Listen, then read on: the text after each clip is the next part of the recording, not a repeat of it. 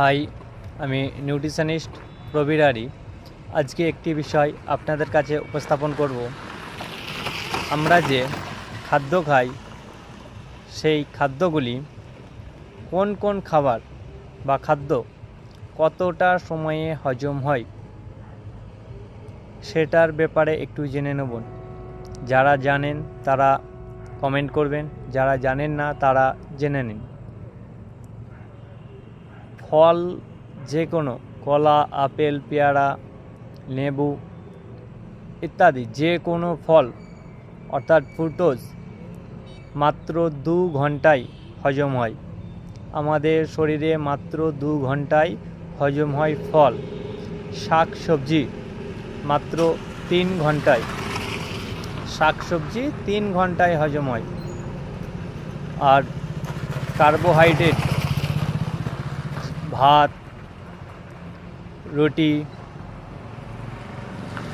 ময়দার তৈরি এবং নুডলস ইত্যাদি ফাস্টফুড ইত্যাদি এইগুলো 6 ঘন্টায়। তাহলে কার্বোহাইড্রেট অর্থাৎ ভাত, রুটি, আটার জিনিস, আটা থেকে তৈরি যেগুলো মেকিং হয় সেইগুলো, এবং ময়দা, নুডলস ইত্যাদি এইগুলো 6 ঘন্টায়। আর মাছ, মাংস, ডিম যেগুলো অ্যানিম্যাল প্রোটিনস এইগুলি 12 থেকে 24 ঘন্টায় হজম হয়। অর্থাৎ আমাদের এটা জানতে হবে আমাদের শরীরে যে খাদ্যগুলি যত তাড়াতাড়ি হজম হয় সেই খাদ্যগুলি শরীরের পক্ষে উপযোগী। যে খাদ্যগুলি যত সময় লেটে হজম হয় সেই খাদ্যগুলি অনুপযোগী।